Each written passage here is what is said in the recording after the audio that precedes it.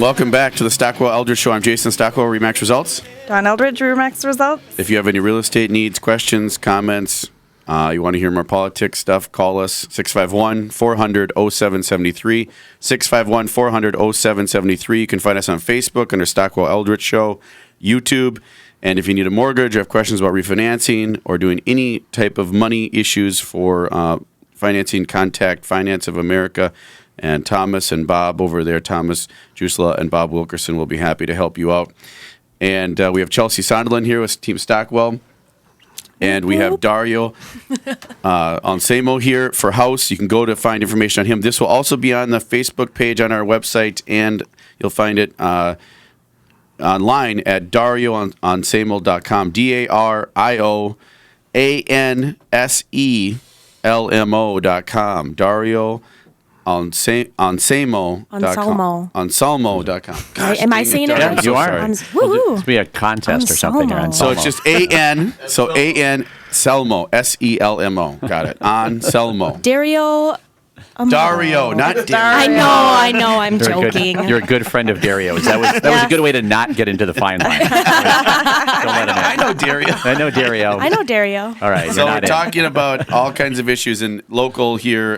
Dario's running in the Edina district, and education is huge in Edina.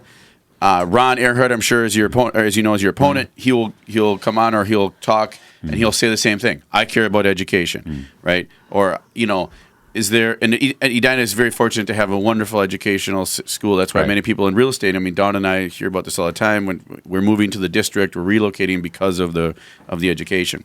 So that one's pretty, good, I think, overall. But as far as a question I had is, I saw the Wall Street Journal put out an article. We're shifting gears here, and I don't know how this affects Minnesota, if it does, but maybe you can share with us if it does, Dario. The big Obamacare exit is what it's called, and United Health Group is reportedly exiting out of the Obamacare Affordable Care Act. Is that we have MinSure or MinCare? I mean, it's all really way over my head on all. I mean, how on a local level, what does it mean and what's going on? It's telling in so many levels, and I tell people when I moved down here from northern Minnesota and grew up here in the Twin Cities, I was right behind a little device company called Medtronic. So here it is, the largest device company in the world. Came out of some great inventors and people at the University of Minnesota. So I say in a state that's produced companies like Medtronic and medical institutions like the Mayo, we need to do better than MinSure. And it's not working. The audit that just came out, there's about close to $300 million of wasted funds that they had from this sort of experiment. That's a lot of money. You could pave a lot of roads and bridges or pay for some teachers and educational opportunities that we're not getting with that. So we need a better system. Here we've got United Healthcare who's saying, we're out of this. This is not working. So it gets into, how much can you afford do for that? healthcare? I'm just curious they can even. I was surprised. Yeah. I didn't know they could. I thought it was forced, right? Isn't it a forced insurance Well, thing? they've got to get insurance, and who provides it? And at the same time, we want to have more competition. It's interesting. United Healthcare doesn't even sell insurance in this marketplace here. And there's maybe a little bit of the market kind of gets chopped up like the old airline business. So they need to change that to make it much more competitive. But, it's all the services that are out there, and how much do you pay for? And can you do universal health care for everyone all of the time?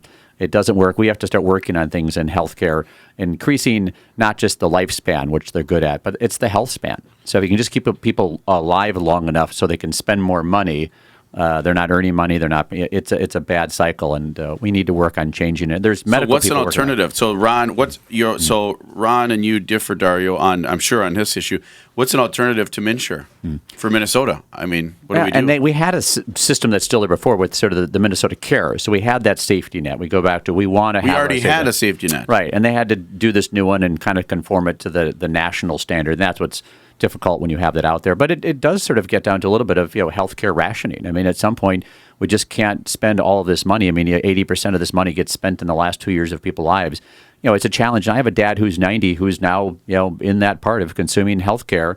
and all these things that do. So what do you do? You pull the plug? I mean, you're ruthless. Well, and that's, you ruthless that's Republican. a tough You just one. yank. No, I'm just kidding. Right, and so where do you spend it? It's like education. I mean, we spend so much money on the backside of education. We're not doing it right. How do you get and attract good teachers? You pay them more.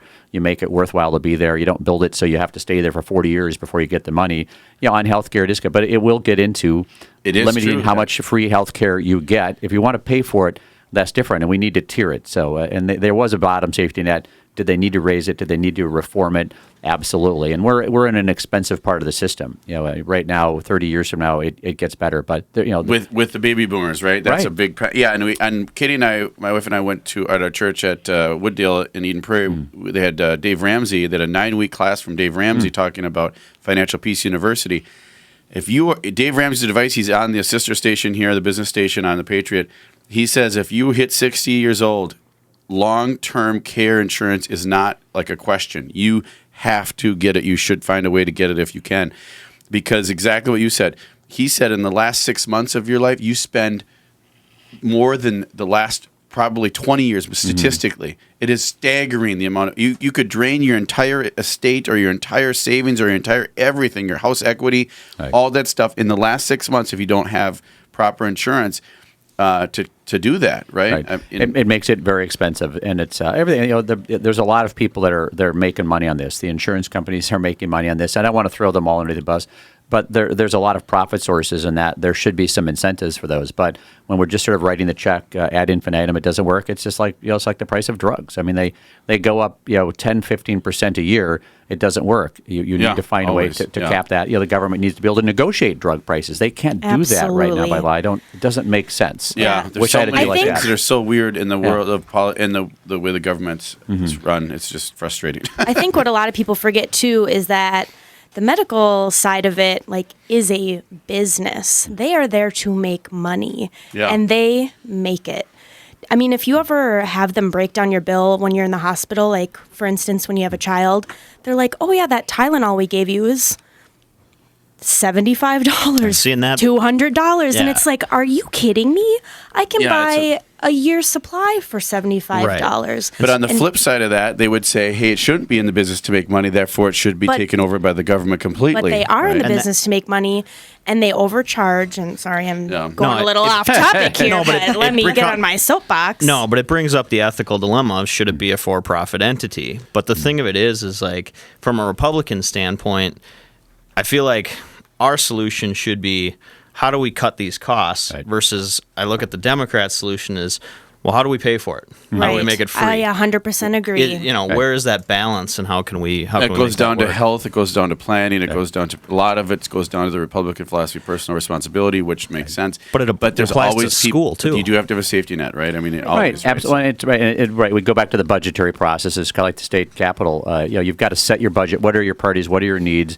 And then, how are you getting the revenues to sort of do that? Right. And is it going to kill your economy by trying to take too much money and do it? It's we talk about it with budgeting, zero-based budgeting, and you need to go back. And we did this last year. We're just going to mark it up 2% or 5% or 10%, and that is the Republican philosophy. Right. We know the difference between a hand up and a handout. Right, and I think it applies to higher education too. Why does school go up 6% every year? Right. It doesn't make any sense. And then they do a price freeze on it. It doesn't matter. So Dario, we have a limited time. We have 1 minute, 30 seconds. I'm an Edina resident. If you're listening and you're Edina, go Edina, go everybody Edina. But why would we vote for you over Ron Earhart?